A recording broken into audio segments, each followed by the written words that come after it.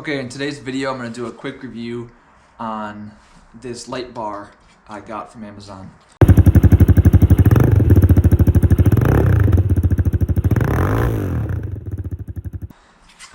The reason I bought this is because I already have a light bar that has died.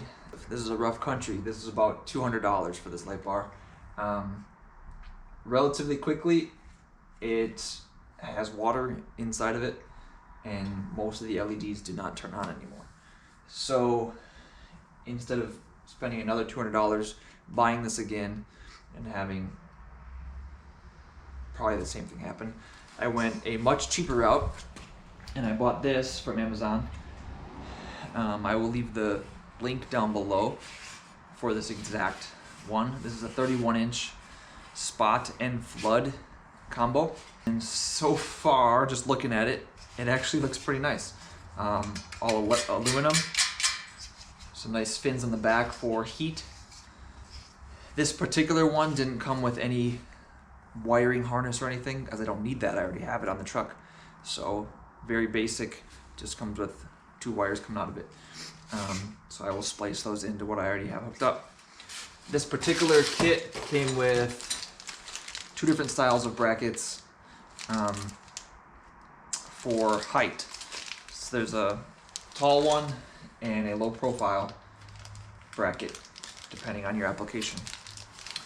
I think I will use the low profile one.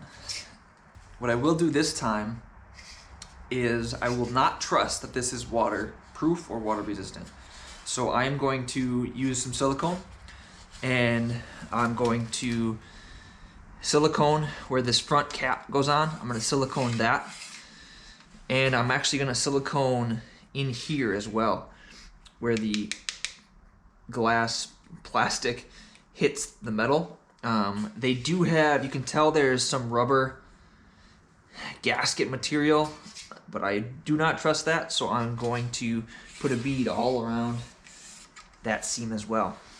And on the ends, you know what, I'm probably going to even just cover these screw holes with silicone. Since I've already had a failure happen, I'm going to go a little above and beyond.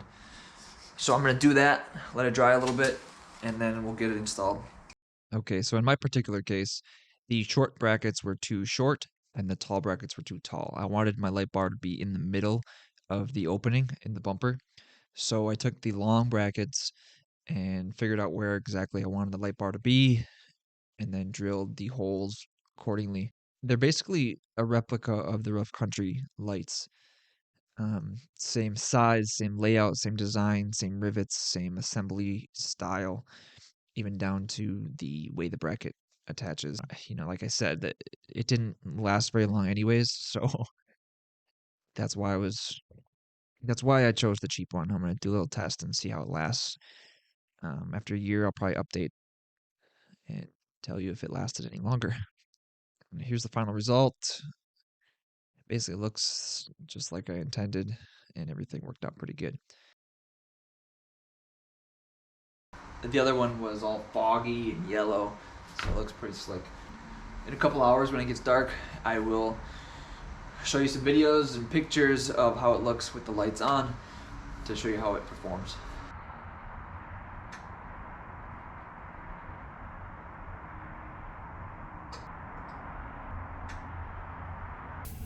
Just my parking lights, just the LED light bar, headlights with LED light bar, brights off, headlights and light bar, and then I will turn off the light bar.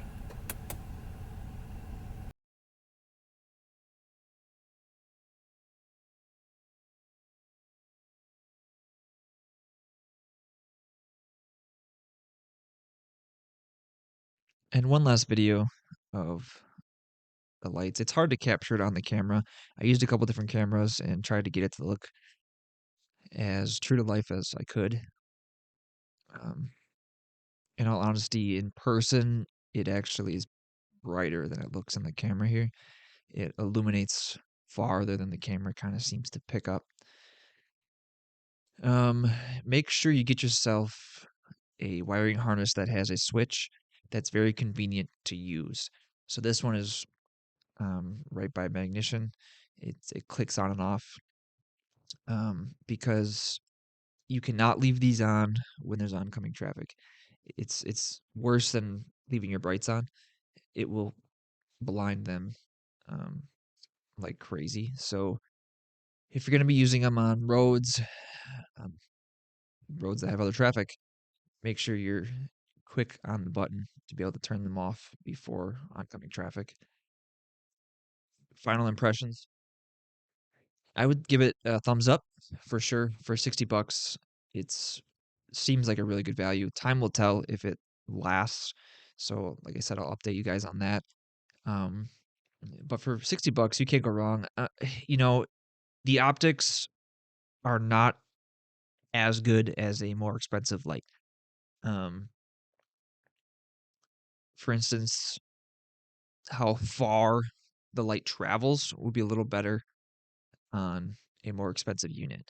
But as you can see from the pictures, I mean, boy, I'm not sure how much more you need. How much more light do you need? And you can get longer ones. You can get dual rows that throw out a little bit more light.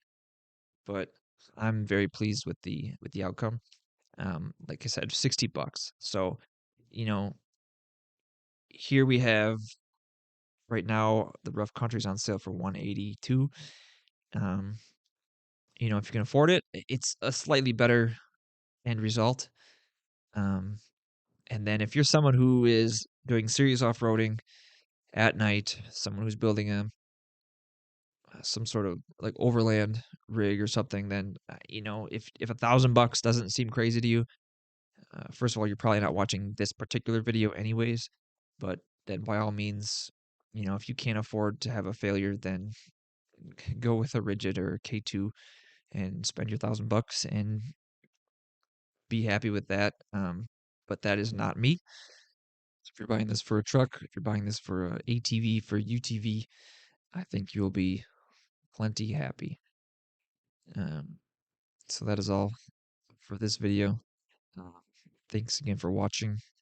Please like and subscribe for future videos. You never know what I'm going to buy next. See you guys.